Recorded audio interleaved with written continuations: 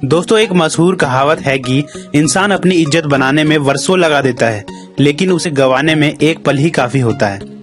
इस संसार में हर एक इंसान के लिए इज्जत, मान और प्रतिष्ठा बहुत ही मायने रखती है। देश के संविधान के अंतर्गत हर एक इंसान को कुछ मौलिक अधिकार और दायित्व दिए गए हैं। उन्हीं अधिकारों में से एक मान और प्रतिष्ठा के साथ जीने का भी है।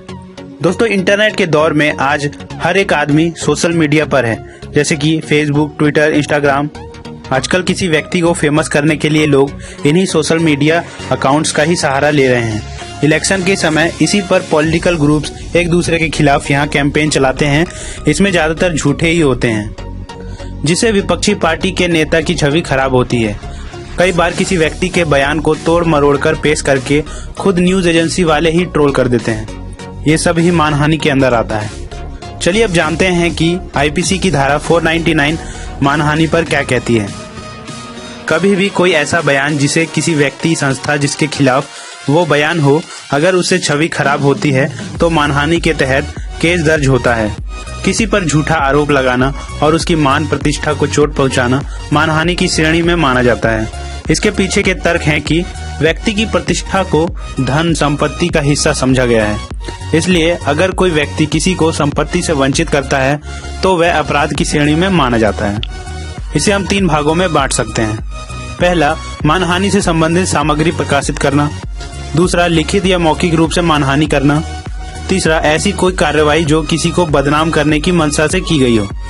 चलिए अब बात करते हैं कि कितने प्रकार की मानहानि होती है। मानहानि सिविल और क्रिमिनल दोनों अपराध हैं। सिविल कानून के अंतर्गत अपमानित व्यक्ति अपने अपमान को साबित करने के लिए हाई कोर्ट या लोअर कोर्ट का रुख कर आरोपी से आर्थिक मुआवजे की मांग कर सकता है।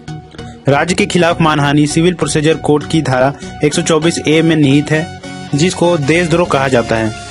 किसी समुदाय के खिलाफ मानहानि भारतीय दंड संहिता की धारा 153 में निहित है, जिसे उपद्रव कहा जाता है। अगर कोई व्यक्ति धारा 499 के अंतर्गत दोषी पाया जाता है तो उसको निम्न धाराओं के तहत दंड दिया जाता है।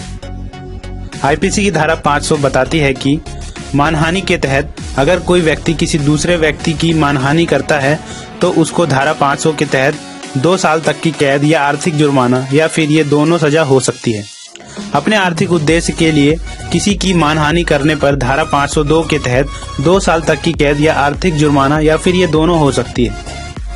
चलिए अब जानते हैं कि अगर किसी व्यक्ति की मानहानि होती है तो वो व्यक्ति कैसे मानहानि का केस कर सकता है।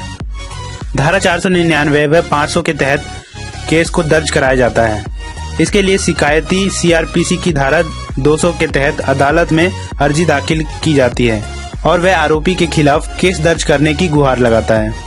शिकायती के सबूत व बयान से अगर अदालत संतुष्ट हो जाता है तो वह आरोपी के खिलाफ मानहानि के मामले में समन जारी करता है और फिर केस चलता है। शिकायतकर्ता क्रिमिनल केस के साथ साथ सिविल डेफेमेशन का मुकदमा भी कर सकता है।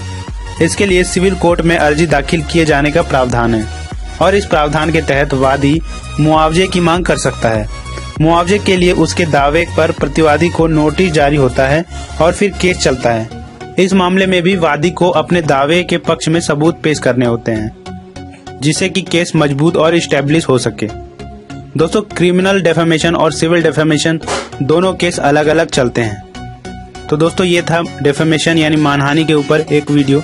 अगर आपका इससे जुड़ा कोई सवाल है तो आप मुझे कमेंट बॉक्स में लिख के पूछ सकते हैं। शुरू से अंत तक हमारे साथ बने रहने के लिए आपका बहुत बहुत धन्यवाद। आशा करता हूँ आपका दिन शुभ रहे।